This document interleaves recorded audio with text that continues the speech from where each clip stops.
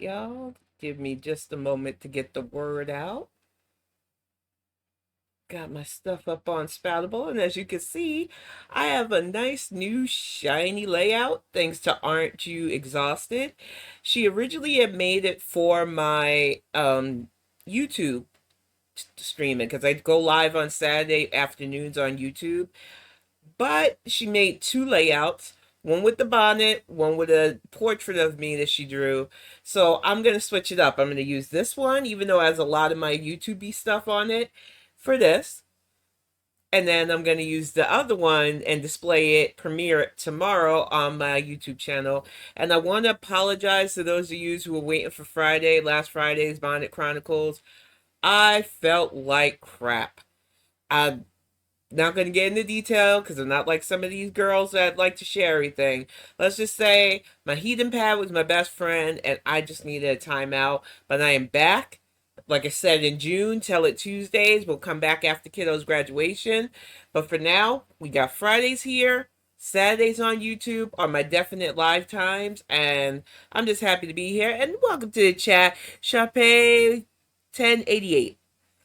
Hey, oh, Buster Can the Biscuit. I like that name, though. Hey, it's good to see you, hon.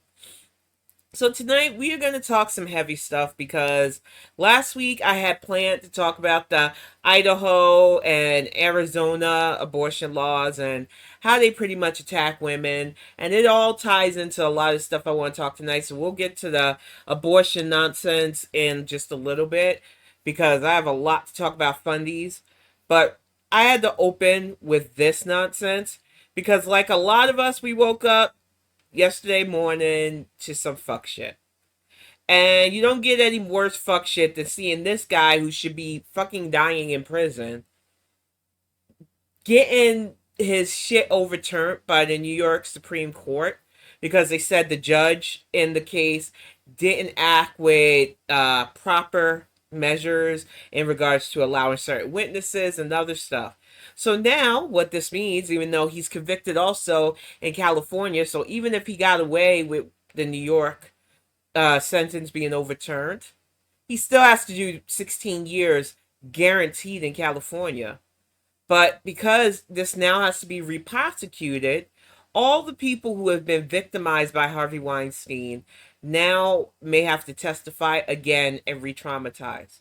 What I can't stand about what this means, yet again, as a survivor myself, is that we give so much prudence, so much favoritism towards predators when it comes to stuff like this over the victims who are literally stuck at a life sentence by their acts. Harvey Weinstein used his power, his privilege, his connections in Hollywood, his studio to ruin actresses' lives, to pimp out young actors to other predators who favored them. This man is a fucking monster. And the fact that people will literally go over what that trial was, ignore the credible facts against him for assault, harassment, serious allegations of financial manipulation and control, to give him an out like this? And I know it's not really an out because, like I said, even if this overturn sticks in New York, he still has to do 16 years of Florida. The man's in his fucking 70s. He ain't getting out alive. But I hate that our justice system still skews, especially in regards to sexual predators, in their favor, which brings me to this freaking news story. And it might be a little transparent, so I'm going to interact with it and highlight it. Because this shit made me mad too. And I read it right after the Weinstein overturned bullshit in New York. But this floored me because it shows how attackers are given a chance to have a life still. This teacher who choked a 17-year-old student and left her in the woods after believing she was dead is released on parole. This motherfucker right here decided that just attacking this young girl in a sexual manner wasn't enough. He didn't want to leave any witnesses, so he tried to strangle her to death. And I keep trying to tell people, it's not like Hollywood. You're not just going to kill somebody easy. By the grace of God, this young lady survived his brutal attack. It says, oh, went too far. But people, for some reason. In 2006, Samson Shelton, a teacher and wrestler, admitted to authorities that he had sex with 17-year-old Miss Reeves and choked her, tossed her body in the wooded area in Belleville, Illinois, and left her for dead. Investigators found the girl barely alive in Citizens Park around 2 a.m. on April 29, 2006. On Monday, the 22nd, Shelton was released on parole after serving 17 years of a 20-year sentence, which I still say he should have got life for both attempted murder and statutory rape, even if it was allegedly consensual, which I don't believe it is. I believe he used his power as a teacher to groom a child, forced her into a situation she shouldn't have been in, and then to cover himself, tried to kill her. The teacher who became a subject of a Lifetime movie, because of course we have to monetize such a scandalous thing instead of understanding how serious this shit is, admitted he tried to kill a teenager he had been intimate with, and he's now a free man. He's 44 years old. He still has a whole life ahead of him.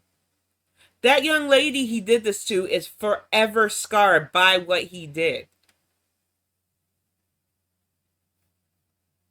He was booked in at 2007. He was a driver education teacher, a professional wrestler called The Teacher. Okay. The teenager was reported missing, and he had become the target after the 30-hour missing persons case. Law enforcement had learned she had been involved with a then 36-year-old. He previously taught at a middle school. That is insane. Where she had once been. So he could have been grooming this girl since junior high. He attacks her and literally gets away with it. I just, there's not enough I can't for this story. And what bothers me the most about this is that he is going to be allowed to walk amongst the society. Sure, he'll have to register. Sure, he's forever known as somebody who literally had an inappropriate relationship, enough for a Lifetime movie to be made about it. But in the end, he's free. This is what's wrong with not taking sexual assaulters and predators serious enough to keep them out of our society. You'll put a kid of color with a bag of weed in their pocket before weed shops started popping up around different states, and for as long as this man, if not longer. But this motherfucker literally raped the child. There's no way to make this pretty. And tried to kill her, is now able to walk free. I just, there's no word for this except rage. There's no word for this except if we keep allowing this to happen, we keep allowing these people to freely think that they can get away with this, what's the point? And thank you for the resubscribe, honey. 36 months. I don't know if my sound alerts are up and working. Let me double check. They said they are, but I don't think anything popped up, so I got it. I'll fix it. But it floors me the way Weinstein is getting a win with this overturned slightly. This idiot gets to walk free, and we are stuck in a country that severely wants to reduce women's rights. We have Idaho with another one with a fucking heartbeat, strict ass abortion bill, even though November is coming. And you GOPers that call yourselves right to life but still want to restrict women's rights, you've got another thing coming. A lot of us are getting our vote on because we don't want you turning our country into a handmaiden's tale. Then you got Arizona, whose legislators are scrambling now to repeal a law that's been on the books since the fucking Civil War, before women even really had the right to do anything like vote, in regards to abortion. Because that's how far back controlling our rights to be and our abilities to safely give birth or choose not to have been on the books as laws. They're not regulating men's testes. They're not telling you that if you jack off and waste sperm that you can go to jail. But have a mom having the topic pregnancy that she has to have taken care of. Have a woman who has been attacked not want to carry their attacker's baby. Have a 10-year-old, which just happened in Ohio last year, carry their attacker's baby and need, because childbirth is very stressful, an appropriate procedure to not have that child. And of course, our nation decides, nope, we can't have that. If women have body autonomy, then what's that mean for us? It's just sickening. It's sickening because it shouldn't be like this, but it is. It's sickening because we continue to act like it's not a big deal when it is. And what's it going to take? How much more rights do we have to give away before everybody opens their eyes and says, this isn't right? This isn't okay. Most healthcare systems still don't even understand what goes on in our bodies, yet they want these crazy ass laws. They don't even want to protect mothers. How many women have lost their lives just giving birth? Because we don't have a system that really cares about our health that deeply. So I am saying this to you. In November, when it comes up, all these special elections that will be coming up with these crazy asinine heartbeat bills and other asinine laws, vote against it. Because we're not going to have cutesy little handmaiden dresses. A lot of us won't be around for this shit. They want full fundamental control. It's not just here. I want to bring up this young man. Let me see if I can get his picture to scroll down just a little bit. Because I was hepped up to this on YouTube. And he's an Iranian rapper who's been sentenced to death for writing music talking about women's rights, the way society under fundamental Iranian rule has been a detriment to the people there. And he has been sentenced to death. Why? Because they said what he is going through and what he's expressed is against faith. He's against God. No, he's against fascism. He's against people suffering. He wrote a beautiful song after a young woman was killed because she didn't want to wear a hijab. And his country decided that the music he makes is an affront to their God. And they're sentencing him to death. And what troubles me is just how acceptable this is. Because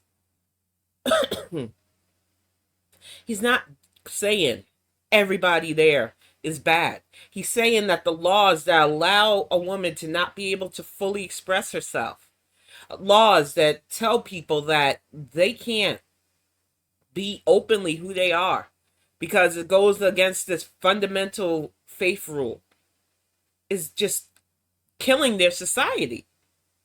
But people don't want to hear that when they got full iron grip control. And we in the States, we have to be leery because we have theocratic fascism constantly looming over us.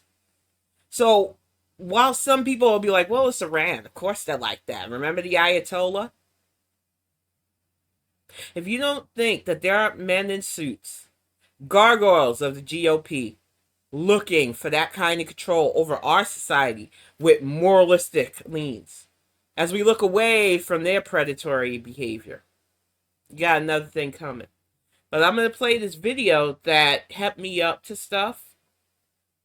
This is Meandering Thoughts. This young lady that she's highlighting really opened my eyes to what was going on. So I'm going to play this for y'all, and it's only 2 minutes, and let you just see how serious this is. The rapper is named Toomaj Salehi.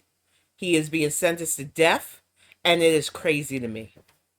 Urgent update coming out of Iran. Toomaj Salehi, our beloved Iranian rapper considered the Tupac of Iran, has been sentenced to death by hanging. They intend to lynch this man from a crane for making rap music. Toomaj was arrested in 2022 following the protest that erupted in Iran after the murder of Mahsa Jina Amini, a young Kurdish woman. He was charged with moharebe, waging war against God, corruption on earth, which is a spurious Hey, charge Solomon, that's allegedly welcome to the spreading chat, propaganda about hun. the desperate and destitute state of Iran through his rap music. We need audiences in the West to mobilize now, and let me explain why and how. Previously, when Iranians were sentenced to death in Iran, we used this campaign, Say Their Names to Save Their Lives, to get their death sentences commuted. It worked in 2020 when 3 young men were sentenced to death for protesting high gas prices. It worked One again moment, in 2022 when they Solomon. started arresting young Iranians for protesting.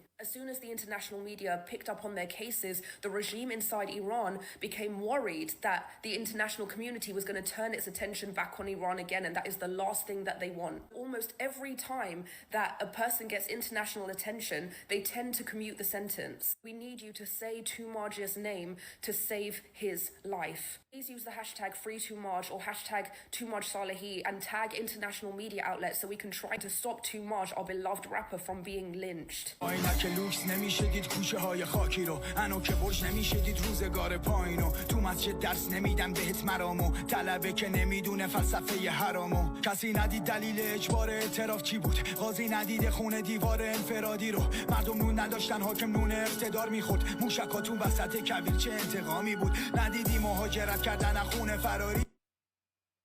And I didn't mean to hold you off there, Solomon. I'm doing okay. I just wanted to show the seriousness and severity of what's going on in Iran right now with Toomaj's impending execution.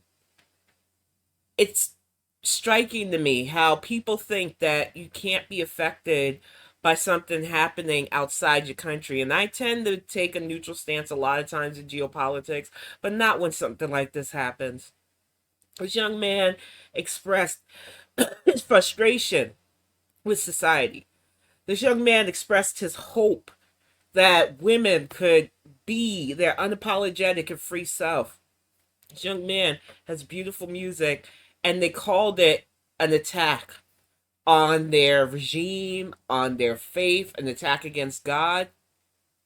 And it's scary how governments like this can do shit like that and indoctrinate so many people to believe that this is the norm. That just killing somebody and taking their voice away, which they can't. Even if they murder him, they will make him a martyr, but I want to see him live. I am tired of young people's lives being snuffed out by fundamentalist gold. And welcome to Chat Beans. Yeah, she doesn't care. I'm gonna call that heifer out tomorrow. Chantal is a fake. She's a phony. She doesn't care about anything but stuffing her face and pretending like she's in a fucking marriage. It's comical at this point. And I think what troubles me about people who don't take what's going on in that area seriously, it could be you next. I'll give y'all big hugs. But yeah, I'm just like, I teared up when I watched it yesterday because it hits you that rap was always used in our country and to express frustration, especially when I was younger growing up.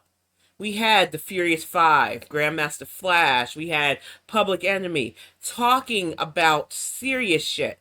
On the West Coast, we had NWA and Ice-T and Ice Cube and all of them talking about the serious shit going down there. Rap was always a way to talk about social issues, shit that's going wrong. And even though we had that weird East Coast versus West Coast shit, in the end, rap's heart is what's going on in our country, in our society, in our streets, to our cities. And it troubles me that America could easily end up like what Iran's doing, telling people that our music, our clothes, our way of life is against the country, it's against God. So we can't play around and act like stuff like this don't matter, because it could literally happen to us. And it drives me nuts. But before I get to the next topic, because it's going to get me fired up, I did want to show off something a little cute that Axiom Wolf got for me. Those of you who know me on YouTube know that I love me some Uncle Roger.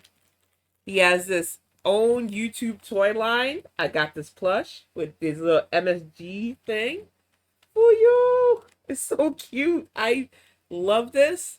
I love that I could say, well, the way my eyes lit up when I seen it. And of course, Axiom Wolf goes, she wants it. I'm going to get it. And I'll probably show it off again tomorrow on the Saturday Live. But I just thought it was so cute. And we have a couple of the YouTube toy lines. We have Jaden Animation's little Funko Pop thing too. We got that put up on the shelf over there. And it's just, I love stuff like that because it's just so cute and so sweet. But as you know, I have been on YouTube a lot lately. Not just for my own, streaming and stuff. But just watching, listening to it in the background while I write. And yesterday, I put on Cindy Villa because she's one of the people in my rotation, and I had to stop because not only was my blood pressure raising from the shit I watched, but I was trying to focus on my novel. I had gotten so much written, and I'm determined to get the rough draft completely done by June so that I can get it looked over, get it edited, and see what needs to be changed. So I've been busy. So normally I just half listen to YouTube while I'm typing away. But when I say I paused everything, it was like, what the fuck? Yeah, so I'm about to share this with you all. I'm sure some of you will have the same reaction I do to this nonsense. And like I said, I gotta thank Aren't You Exhausted for this amazing layout. And then I've got another one that I'm going to display on YouTube tomorrow. They are so freaking talented. I am not even joking. But I'm going to get to this featured video because when I say my blood pressure shot up from how stupid this nonsense was, it did. We're going to open with Cindy. We're going to get to the part that pissed me off. And I'm sure when you hear it, y'all will know the rant I'm about to go on from this nonsense. Thank you so much for clicking to watch this video. So I just want us to see this guy's video today. He is mad at black people. Now take a look. He can stay mad. Take a number. His video. It was the caption that drew my attention because this video just popped out of my For You page. I looked at the caption and I had to. I'm gonna pause her really quick and say this shit that we're about to watch is reason 11 billion why Cal stays the fuck off TikTok. I would get absolutely nothing done. I would be busy stitching these idiots left and right, and I ain't got time for that. This shit is the reason why my old ass won't be on TikTok. So I would get none of my work done. I can't have that. Check the comment section out. Of course, the comment section didn't disappoint. So in this video, yours didn't either. I commented. Black people this question: why you're always claiming that everything is about white supremacy and racism? Of course, I can't make this up. I'm gonna let this video roll so you all can hear everything he said. Okay. Please check this video out. Why are black Gen Xers so pissed off nowadays? You guys grew up in the same generation I did. The generation of the 80s and 90s that dealt with the best race relations in the history of this country. I'm going to stop him right there because some of us grew up in places where 5 black youths got railroaded for a crime they didn't do. Where a young black man was hit and killed and had shit tons of riots and protests. Where another mixed couple was attacked on Howard Beach. And then another young black child actually was lynched there. Now, I'll let this doofus keep going. Because he swears we were all just kumbayaing together. I got words, but I'm going to let this person finish. You ain't never seen a Klansman. I ain't never seen a Klansman. You're probably related to Klansmen. I'm sorry, I'm stopping already, but you ain't never seen a Klansman. Motherfucker, I had a Klansman who was an NYPD officer, former detective allegedly, threaten and plot to burn my family out of our house because he didn't want us in his neighborhood. Just because you refuse to see what a Klansman without the sheets on looks like doesn't mean they weren't related to you there, Skippy. the hell are y'all so mad about? Why are you always claiming that everything is about white supremacy and racism? Because it is. You know damn well it's not. You always got a scowl on your face, mad about. Maybe they got a scowl on your face because you smell like sweat balls and dum-dumness. I don't keep a scowl on my face. I do have resting bitch face syndrome because of my schizophrenia. But to act like all black people are angry, maybe it's you, man. Maybe it's you. About something. You grew up in the 80s and 90s. Again, just like I did. We grew up with Jordan on our walls. Nope. Bumping Master P. I was a Knicks fan, asshole. I didn't like Michael Jordan. I don't care if people want to fight me for it. Some of us kids didn't want to be like Mike. Some of us kids want to see our Knicks get a championship. So right there, you're already wrong. Dr. Dre, Snoop, Tupac, East Coast. Yeah, you can name a lot of idiots like you can name rappers off. But did you listen to their lyrics? Did you really hear the shit they were saying about things? I don't think so. Exactly, Beans. But you're going to hear it as he continues on because you would think that he would stop there. But I'm going to hit him back before I allow some of the stitches to play as well because he was on some real fuck shit with this. But this is how bold some of these idiots are. Coast, West Coast. Then we took it into the 2000s. We had Cash Money. Back that ass up. You lived on my couch. I lived on yours. I ate dinner with you. Nope. You were never on my couch, sir. I would never be on your couch because it probably had lice. The fact that he's saying this and naming off, but I'll get to spiel after he's done because I have so much to say about white people who kicked it with us in the 90s, especially during my high school years, who pretty much ended up disappointed like this. Not all Gen Xers are cut from the same cloth, sir. We worked together, we lived together, we went to school together.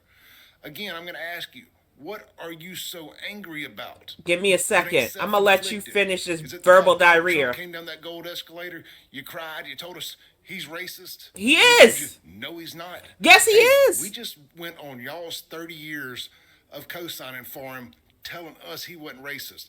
It's going to take more than a... What black person co-signed on Donald Trump not being racist? Because Clarence Thomas don't count. We gave y'all him in the racial draft back in the day.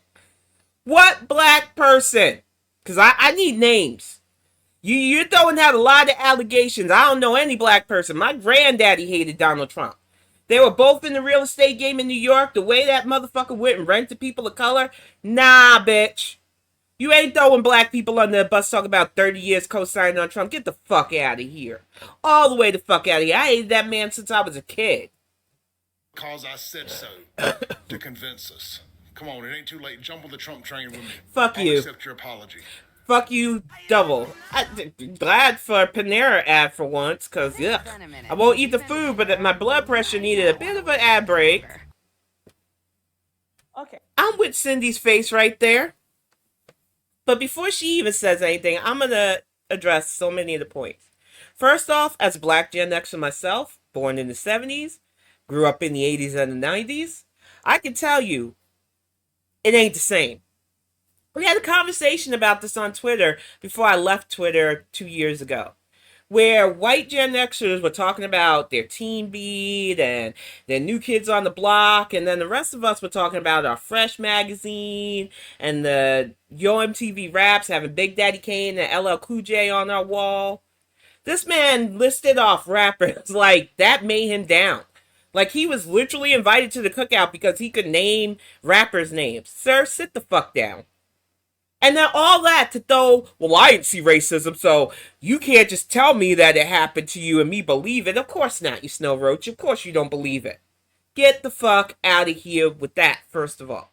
Because like I said, I was 14 years old when the cops, after our already traumatic experience, was at my house asking me if my family or I started with that lunatic that was up the road from us, up the block technically from us, to get him angry enough to want to firebomb our house. And thank God, one of his co-conspirators, when they realized he was serious about this, and when they realized there was literal children in that house, turned him in instead. But could you imagine had it not happened that way? That man was willing to kill us behind his fucking racism. but you didn't experience it. You were allegedly sleeping on black people's couches, listening to our music, listening to fucking Tupac, who told the real, and you can look us in the face and say there was no racism? Stares at you as... I remember how the Central Park Five literally spent years of their lives, years they can't get back, in jail for a crime they didn't fucking commit. Until we finally got a Netflix documentary that showed the horrors of what those young men went through. They were kids. And your motherfucking Trump did a full-page ad talking about they needed to be fucking executed for a crime they didn't commit. Yusuf Hawkins was fucking 16 when he was mowed down. That area was a fire cake the whole summer. It was on top of the redlining that kept a lot of families in the South Bronx, which was crumbling. A lot of neighborhoods that were decaying because of the crack epidemic. Families torn apart because their fathers, sons, uncles were put in fucking jail for drug crimes. Women losing themselves to fucking addictions. But you said the 90s was racial harmony? So do you realize that MTV didn't even want to play black people when they first launched? It took David fucking Bowie shaming them when they realized that we have to worry about kids in the Midwest feeling out of place if we play certain music. Certain music? You mean like Prince? You mean like Michael Jackson? You mean like Run DMC? It was obvious how segregated the 80s and parts of the 90s was for all of us. How else can you have shows like Cheers, which I loved growing up, it was set in Boston and never had any black people? Friends in fucking New York City? And you can count on your hand and have 4 left to spare with how many black people were on that show? Seinfeld was another one. Loved it to death. But it was another show in New York that very rarely featured any people of color, except for caricatures of them. And you're telling me that the 80s and 90s was just this harmonious balance of racism. It was because my mom's generation, who had their buses overturned when the forced integration first started in the 60s, that my black ass was even allowed to go to an integrated school. And I can tell you that a lot of my classes, I was the only black student in a lot of those classes. So get the fuck out of here with telling me or any other black Gen Xer who had the code switch, who had to little ourselves, who had to understand navigating this world that tells us that we're all equal, but shows us every other way that we weren't, that there was racial harmony, because you can get right the fuck out of here with that. I'm going to let Cindy say a thing and some of these stitches go on, because I am sure other black people felt as heated as I did behind this fuck shit. Because it's just like those I don't see color motherfuckers that Beans and I used to have to deal with on Twitter all the time. You know you see color. You just don't want to admit that when you see our color, you see us as less than. Okay, so towards the end of this video, he says... Exactly. Living single was way, way better to me. And even, I believe it was Ross, of all people, said that a lot of the stuff they took for Friends was from Living Single. And I know some people will, you had Friends and Martin, and there were barely any white people on there, and Martin even dressed up as a white man. But we had racial harmony, right? We had to have shows like that. It was very fucking rare that you seen truly integrated shows. We had Star Trek, thank God, but homeboy had to be Worf. It wasn't until Deep Space Nine that we actually seen a fucking black captain. Actual diversity, which is what I technically grew up in New York, was very rare on TV. And it drives me up a wall that people want to pretend like the 80s and the 90s didn't have racism. That's such an unrealistic viewpoint. But this is what we're up in. This is the wall of ignorance. And all for this motherfucker to defend Trump after the last 4 fucking years under that man's failed attempt at trying to be president. COVID. Because I still blame him for firing the people that could have helped us mitigate the damage of the pandemic. The fact that he was an incompetent idiot who used the presidency to try to get out of his criminal behavior and added salt to the wounds by having that insurrection on January 6, 2021. So no, motherfucker, you get no apology from me. And the fact that you support Trump reminds me, I almost forgot about this point that I wanted to bring up. Like every black person in the 90s that were in the integrated schools and trying to be friends and just trying to not have your blackness exploited. I had white friends. I had friends that I thought we would kick it forever, no matter how old we get. But when I left Staten Island and went to South to study and stuff, and got invited to our 20-year reunion a couple of years back, I was eye-opened. This is another reason why I don't fuck with Facebook much anymore. I had one friend that went on about the Syrian refugees not being able to come here because they could be terrorists. These were women and children fleeing their country that was being fucking bombed on. And she didn't want them because they could be potential terrorists. I stopped talking to her. Then I had another one who broke my heart because I still have pictures of all of us.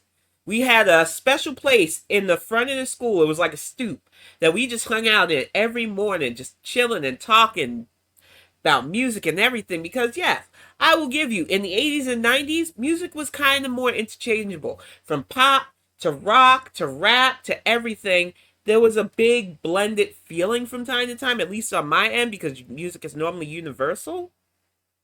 But when I say this girl broke my heart when she went full fucking MAGA and didn't care, how are you smiling in black people's face? How are you saying that we're your best friends and you are literally voting for the man who wouldn't rent to us if we needed shelter? I guess because we all pretty much came from, because I lived in the house. I tell people I was more hood adjacent than hood. I guess she thought I was one of the good Negroes and that I would just fall in line. But this is why I won't be going back to Staten Island anytime soon. If I do, it'll just be to visit family because I don't have friends there anymore. At least not friends that I thought were friends. My few friends of color that are there, I'll visit them. But all the rest of you fuckers at my old high school who will smile in my face while voting against our all best interests, y'all could fuck right off. For real. I don't care how this sounds. Fuck right off. I will accept your apology, like black people's apology. Now, I am You ain't wondering getting it. why this video is still up on TikTok. Because TikTok allows I it. know that if it were to be a black person, TikTok will not only take the video down, Yep. the black content creator will be shadow banned, Another reason why I can't be on TikTok. But when it comes to a white person, the video will still be up. So a lot of black people staged his video, which I have put those videos together. Let's just hear from them. And of course, I'm going to show you some screenshots of comments, I grabbed from his comment section. Let's check the stitches out. Black Gen Xers so pissed off nowadays. You guys. His face is everybody. The breathing, because I literally, like when I say I was writing and my brain said, what? And record skipped. And then I was like, Sai. I can't just sit and yell at my PC without going live. And there was no way I could go live yesterday because I was writing. So I was like, nope, this is going on the Bonnet Chronicles because this level of ignorance, it has to be exposed. Solomon. Even Wu-Tang don't fuck with Staten Island like that no more. You ain't missing much. It's the crappiest borough. I don't care. I'm from there and I can say that wholeheartedly. I don't visit my hometown much anymore anyway. Get your shit together, Staten Island. It's the only fucking true red borough too. It's embarrassing. Fucking garbage dump is what we're known for and what lies in the shadows. Oh, and Impractical Jokers. I love me some Impractical Jokers. I'm a millennial. I was born in 1990. So He's like a kid to me. I feel a little out of place talking about this. Go on, baby, you can. A little out of place. But I was raised by Gen X. Yep. I was raised by Gen X, like most of us millennials that were raised by Gen X. Maybe some early to mid boomers, but most of us were raised by Gen X. So I was raised by Gen X. A Yeah, lot of them yes. were our siblings. My sisters are technically, well, no, I guess one technically is Gen X with me because she was born a year after me. But my little sister was millennial. And because my mom had to work, I had to raise them. So the fact of the fucking matter is, I would allow a millennial to weigh in because you went through a lot of fuck shit like we did. Trust me on this. And black Gen X and white Gen X are just not the same. I'm sorry. I No. really am. No. Matter of fact, that popped in my head too. Killing in the Name of by oh my god, why am I blanking on their name? I have the Battle of Los Angeles in my CD collection. The line, some of those that wore forces are the same that burn crosses. But these people want to act like racism just magically disappeared in the 80s and the 90s. Okay. You know, my mom, pop, unks, aunties, you know, even some other mentors, whether it was a coach, a teacher, you know, any kind of mentor I had, you know, black Gen X, their stories are different, way different. The experience is way, way different. They Exactly. act and think differently. They We really had to do. be adults by When speaking before on this, 10. I know as a millennial, I probably shouldn't be speaking on this, No, but speak your mind, baby. do you know what Black Gen X had to go through? Literally, do you? I don't think he Well, did. I tend to refer to Black Gen X as the post-civil rights kids. That's what I call them. That's what I call them. Mm-hmm. No disrespect, no disrespect to the elders, but the amount of trauma they had to go through in that generation is just. I can see why a lot of them are tough the way they are. Or We had to be. the way they are. I really do. Let's do a little history. After you done assassinate all the civil rights leaders, King, Malcolm, Fred Hampton, Medgar Evers. Allah the Father, also known once known as Clarence 13X, founder of the 5% Nation, um, the death of Medgar Evers. A lot of things changed once that civil rights bill was passed. A lot of things changed. A lot of things. And we thought it was going to be good with integration and all that stuff, but My grandfather didn't. He was prepared. He's why we learned how to shoot. Took a lot of opportunity away from Thought it was going to be a race war. It's sad. By the time the late 60s and 70s were moving on, you saw a real big increase of single mothers in the black community. Yup. Yes. Yes. A lot of so much. My father was raised by a single mother. My granny. She had to raise him and my three aunties by herself. By herself. The latchkey kids, there's different levels to that. Yep. I was one. Had to go home, cook dinner, take care of my sisters. Along with my aunties, just to help my granny pay rent. Yep. And bills put in my name. Yes. Fucking mess. Let's also talk about how you started really, really defunding started taking away certain programs away. Started, you know, the funding wasn't coming into the cities. You know, putting people in the projects. Yep. Yes. You started defunding the schools heavily.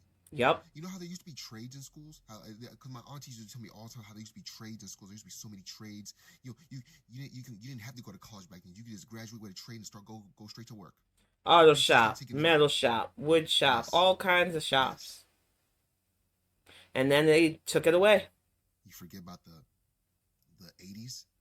Oh, the 80s, man. I don't know how y'all survived it. They bombed the Philadelphia black neighborhood in the 80s. I really don't. The race wars that they had in Boston for integration. Camcorder came out. And gangbanging went to an all-time high. They weren't just little pistols and shotguns. Cats were starting to come out with them, with the real thumpers. Yep, AKs, sawed-off shotguns. Yeah, they started coming out around the 80s. Yep. A lot more. Yes, they had it rough. Yes. Exactly, Solomon. It was a mess. My mom, to pause this young man, kept us from going to certain, because there was projects in the South that my dad lived near, and I'm going to just say it, did his business at, and we were banned from going there. Now, my dad would ignore my mom and take us there sometimes, and you could clearly see blood in the stairwells. It was fucking scary. And the fact that people act like we had the same lives growing up as Gen Xers, no. You didn't lose friends at the age of 13 because of the war on drugs. You didn't see people literally dying while shooting up or snorting certain things. Life was definitely not the same for a lot of us. And it's killing me that we have to keep explaining ourselves to people that just don't want to fucking listen. They don't want to hear it because they didn't see it. They didn't experience it, so apparently we're just making the shit up. And you said they never seen Klan members. Well, They don't have to wear robes. all depends where you lived. 'Cause Yep. I talked to quite a few Gen Xers that grew up in the South. They Mm-hmm. were still doing Klan rallies down there, bro. I don't Yep. know what you're talking about. Exactly. They were still doing Exactly, Klan Beans. rallies. That's another What are you thing. talking about? They ran the fucking police. And if you grew up more of like the West Coast or maybe even like the Northeast or the East Coast or maybe more of the Midwest, the Klan members were just a little different. They wore were badges. exactly. Thank you. They were the judge. Yep. They were the teacher. They were the lady at the supermarket. They were Trump keeping black people out of his neighborhoods. They were city officials. Yeah. Yep. Black Gen X had it tough. We did. They had it tough. We did. But they gave us a lot too. Yep. They gave us a lot of And wisdom. still giving. They gave us strength. They may have been real rough. They may have roughed us up a little bit, but they gave us strength. Yeah, it builds your character. They gave us a work ethic. Exactly. Yep. Both the military too, because I have military family that had stories about that shit, Beans. It's crazy. If it wasn't for Black Gen X, I wouldn't. So I say this to all of Black Gen X, because y'all about to retire. Y'all retiring. Y'all know that, right? I already technically did. I write for a living now, hon. I salute y'all. I'm still gonna earn my coin any way Especially when I was necessary. younger. But I salute y'all. Thank you. It's appreciated. I would like to smile, but I can't. I'm still pissed. You and Black Gen X are not the same. Nope. Not the same. Not by a fucking country mile, we're not the same. Ooh, I want to get to that one young man, Stitch, because I call him a young man. He's probably my age or older, because he went all the way off. Every time I hear this, it's crazy. This young lady was good too. Modern day cultural appropriation that was spearheaded by Mm-hmm. generations, the white people at least. They were the first. They were the first culture vultures. Create Yes. black culture Yep. and shift all of our culture into a commodity where they are the main audience. Mm-hmm. That motherfucker said they were the best race relations in history in the 80s and 90s. Mm-hmm. Do you know that they had a race riot in Boston in 1984 because they were desegregating schools? I knew it. Poor white people in Boston Mm-hmm. didn't want black students in their community. I knew that. This is the generation of Rodney King. Yep. It's the generation of Columbine. Yep. But all he heard was Tupac. All he heard was the music that he listened to. He didn't listen to them well enough. To piss off his parents. That's all he heard. He didn't Yep. hear anything else. Exactly. He didn't see the broken window policies in New York. He didn't see all those kids getting murdered, all the black men disappearing and being lynched. None of Mm-hmm. that. He didn't see none of that. He didn't see anything that was happening in the 80s thanks to Reagan. Yep. Calling us welfare queens. Welfare queen stereotype being created. He didn't see none of that shit. All he heard was the music. Mm-hmm. And he taught his kids that. Yep. And his kids are teaching their kids that. Generational racism. With her own special variety of tone deaf white folk. Mm-hmm. Happy Wednesday. Why are black Gen Xers so pissed off nowadays? I know every time I hear your voice, I get pissed Since off. you asked, gaslighting. Plain Yep. and simple. We're sick of being gaslit. We're Yep. sick of being told that things that are overtly racist aren't racist. Exactly. You see, I'm Gen X, 73 born. I'll actually be 51 tomorrow. Happy birthday, brother. And we watched our parents complain about being gaslit. We watched them complain about being gaslit over things like equal employment. We watched them have qualifications for certain jobs, for certain careers, for advancement. We watched our parents not get those and be told that they didn't get them not because of the color of their skin, but because they weren't qualified, despite being qualified, despite having the education, despite having the experience. We watched our parents have the experience for certain jobs and then train their white counterparts to be their Supervisor. their supervisors. Yep. We watch those things, and we kind of have watched you pick up where your parents left off. Was our parents were gaslit on things like equal employment, war on drugs, yada yada yada. We're gaslit on 3 strikes law. You know, things like police brutality. You know, we sit there and we see the statistics of how black people are policed more, policed heavier, and we know that the rate of unarmed black people being shot and killed by police is higher, substantially higher than any other community. Yet we're told that it's not because of the color of our skin. We're told that it's not because of racism. Just as your parents would tell our parents that certain things that were overtly racist weren't racist. Yep. And so seeing you guys pick up where they left off, hell yeah, that's annoying. Hell yeah, that pisses us off. So, I mean, it reminds me of actually a quote that I heard from Dr. King during the Civil Rights Movement.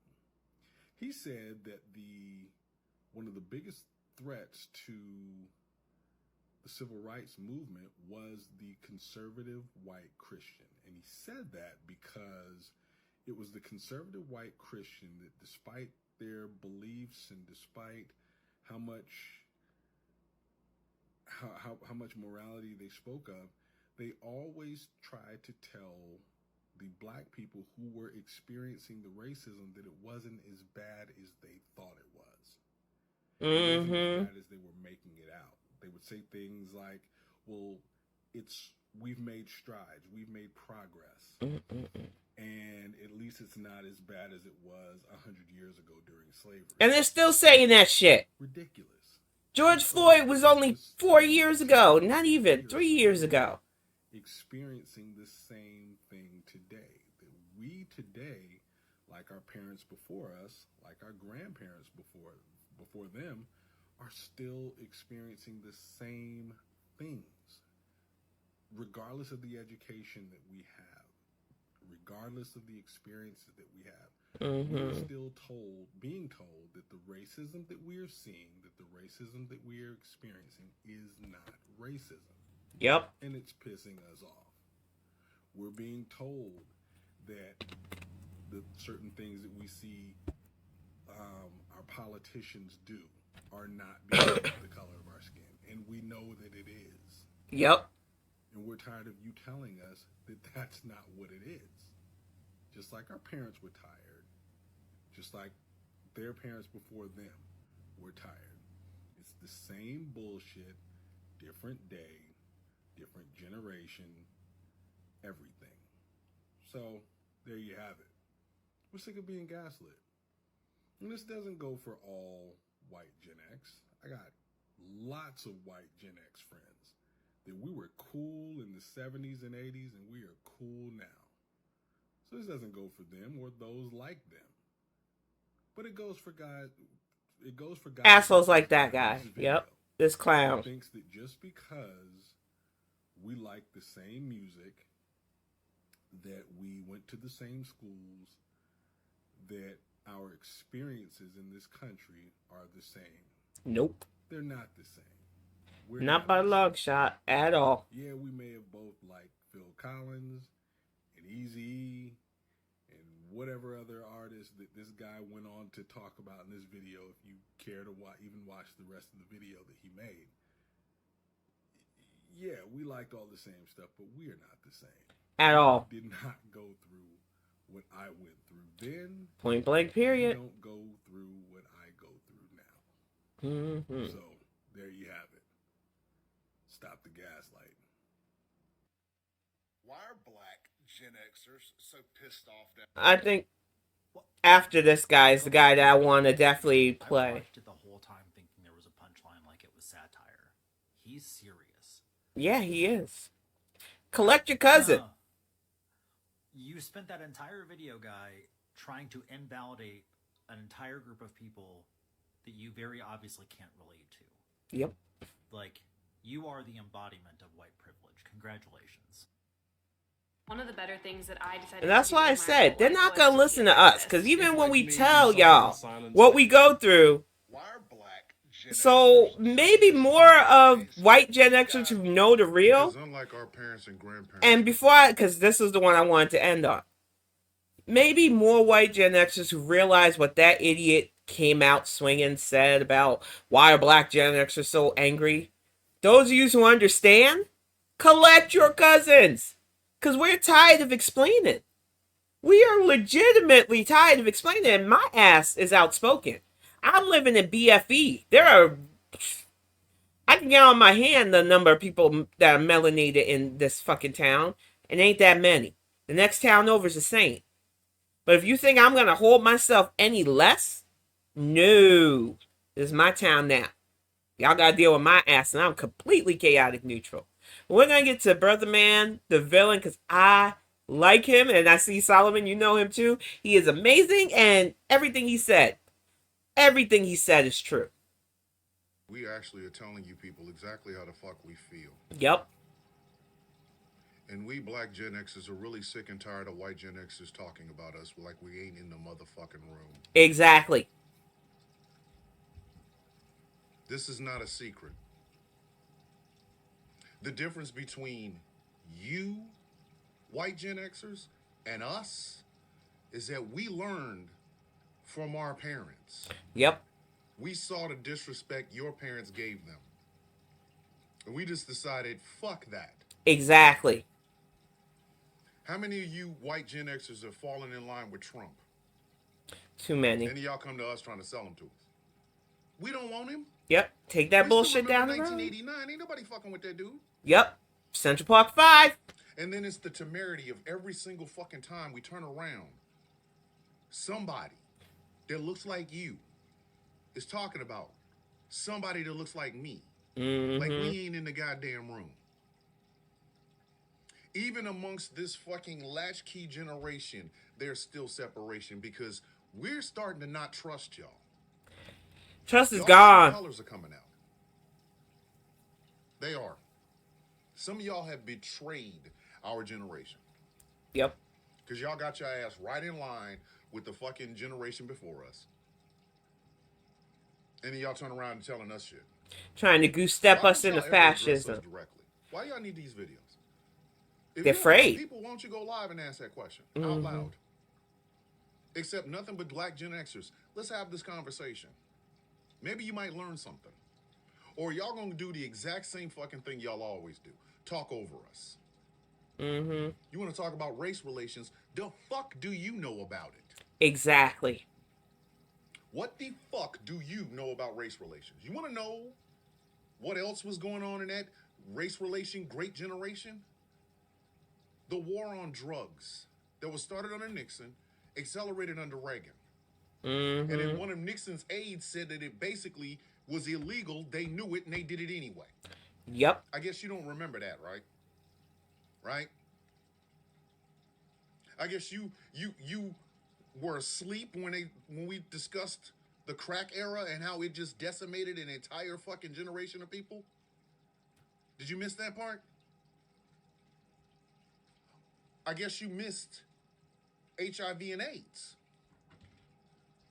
You want to talk about race relations in our generation? We didn't have that. Nope. We didn't.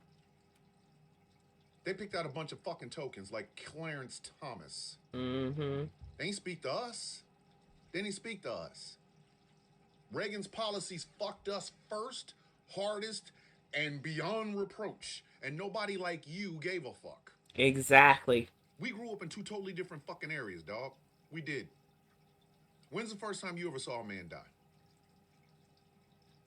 When's the first time you ever saw a crackhead?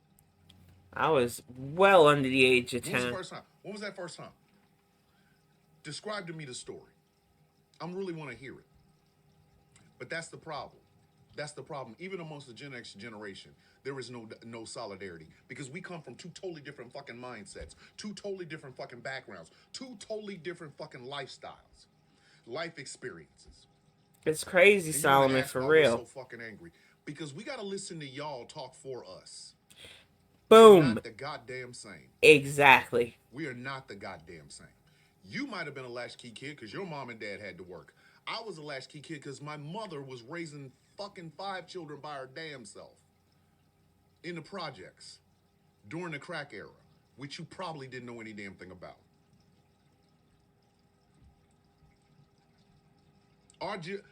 This whole fucking generational thing is fine. I'm great. I'm cool. I'm Gen Xer. But I'm also a black man in America, and I know better. I know better. That's why I would never hitch my wagon to a motherfucker like goddamn Donald Trump. He makes y'all feel the kind of way. Y'all are nostalgic for the 50s. When the fuck did that start happening? Exactly. Any answer for that? But you want to talk about this generational solidarity and why are black Gen Xers mad? Because we have to keep listening to y'all reminisce. We didn't have it that goddamn good. We got family members that did fucking decades in prison for holding on to plants and shit. Little weed. Oh shit. Give them 15, 20 years. Now they have weed dispensaries in different states. Exactly. Ain't nobody trying to get them people out. None of them.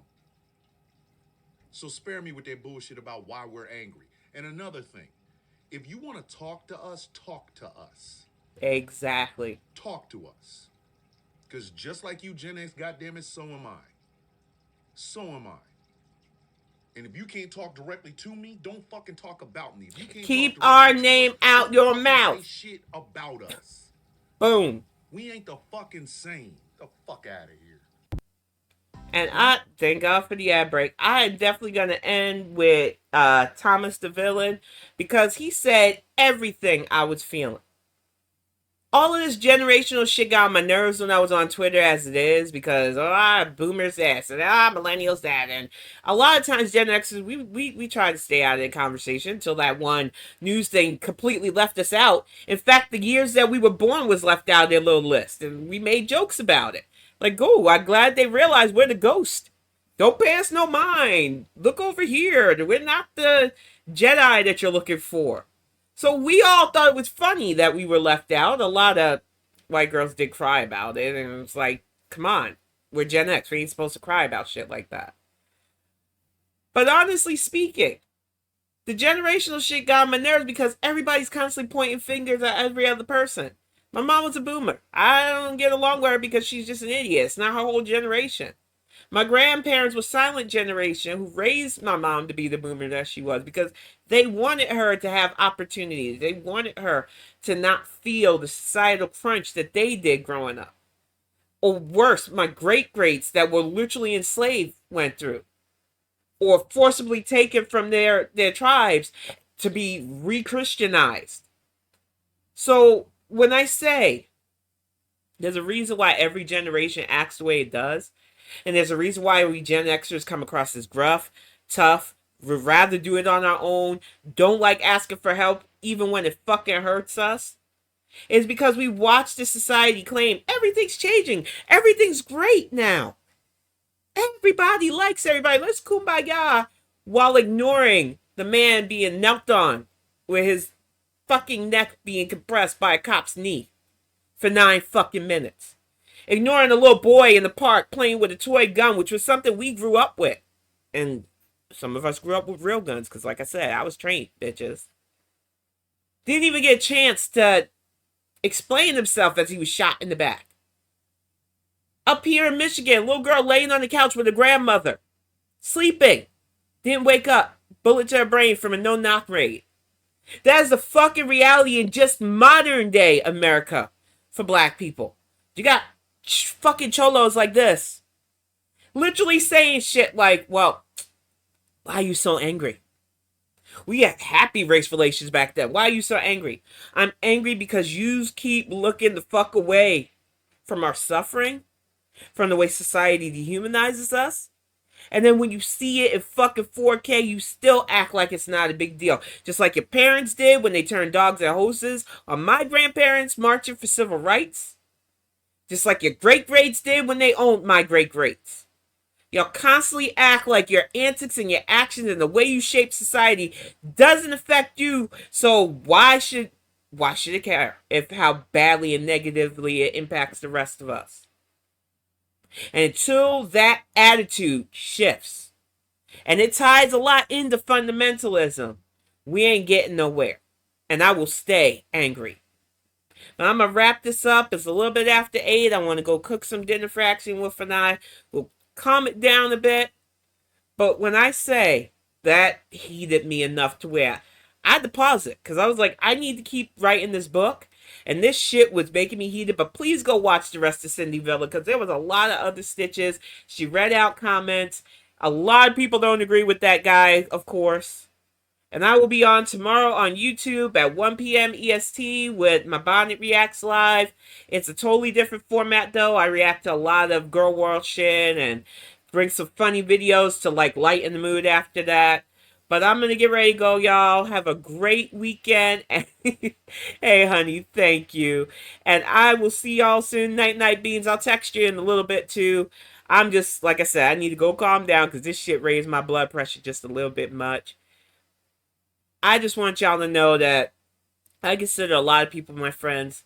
And I know that you aren't going to feel attacked by the shit I said about that doofus and others like him. But if you feel a certain way after what I said tonight, you might want to rethink hanging out with me because I ain't changing. I'll see y'all soon.